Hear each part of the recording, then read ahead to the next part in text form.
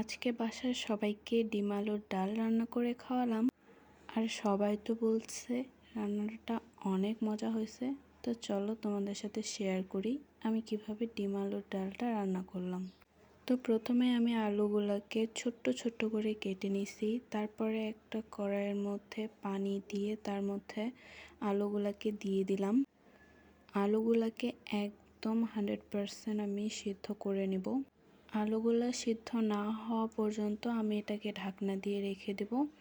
এরপরে একটা বাটির মধ্যে পেঁয়াজ, মরিচের কুচি, একটা বাটির মধ্যে পেঁয়াজ আর মরিচের কুচি আর সামান্য পরিমাণে লবণ দিয়ে এর মধ্যে আমি 2টা ডিম দিয়ে সুন্দর করে ফেটিয়ে নিব।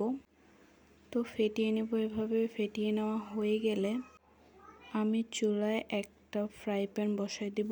তারপর সে ফ্রাই প্যানের মধ্যে আমি তেল গরম করতে দিব ডিম ভাজার জন্য।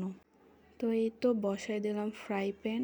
আর এর মধ্যে আমি এখন দিয়ে দেব সামান্য পরিমাণে তেল, রান্নার তেল আমি এখানে দিয়ে দেব।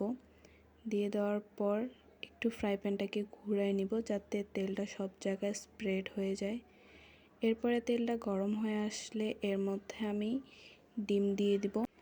ডিমগুলো একটা একটা করে আমি প্রায় সবগুলো ডিমই ভেজে নেব এখানে সুন্দর করে। এরপর এই যে আমি একটা প্লেটের মধ্যে সুন্দর করে ডিমগুলোকে তুলে নেব। আর এখানে আমার সবগুলো ডিম ভাজা শেষ। এরপরে আমি চলে যাব আলুটা দেখতে। আলুটা সুন্দর করে আমি সিদ্ধ করে নেব।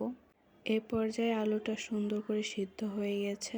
এরপর একটা বাটির মধ্যে আলুগুলোকে আমি সুন্দর করে ম্যাশ করে নেব। পুরোপুরি ম্যাশ করব না, যেহেতু আমি আলুর ভর্তা খাবো না, আলুর ডাল খাবো, তাই আলুগুলোকে একটু দানা দানা রেখে আমি তারপরে এটাকে ম্যাশ করে নেব সুন্দর করে। আমার ম্যাশ করার জিনিসটাকে একটু অ্যাভয়েড করার চেষ্টা করবা, যেহেতু আমার কাছে ম্যাশার নাই। তারপরে আমি একটা কড়াইয়ের মধ্যে দিয়ে দিব তেল। তারপরে এর মধ্যে দিয়ে দিব পেঁয়াজ আর মরিচের কুচি। এটা দেওয়ার পর এর মধ্যে আমি সামান্য একটু লবণ দিয়ে দিব। পেঁয়াজগুলোকে একদম আমি ব্রাউন করে ভেজে নেব। ভেজে নেওয়ার পর এর মধ্যে আদা বাটা দিয়ে দিব। দেওয়ার পর আমি একটু সুন্দর করে আদা বাটাটাকে পেঁয়াজ আর মরিচের সাথে মিশিয়ে নেব। আদাটা পেঁয়াজ আর মরিচের সাথে মিশে গেলে এখানে আমি সামান্য একটু পানি দিয়ে দিয়েছিলাম। তারপরে এখানে আমি দেব হলুদের গুঁড়া, জিরার গুঁড়া, ধনিয়ার গুঁড়া আর শুকনো মরিচের গুঁড়া। এগুলো দেওয়ার পর আমি সুন্দর করে এটাকে নাড়ে নেব। আর সুন্দর করে নাড়তে নাড়তে এটার কালারটা একদমই চেঞ্জ হয়ে যাবে। এ পর্যায়ে এখানে আমি দিয়ে দিব একটুখানি পানি।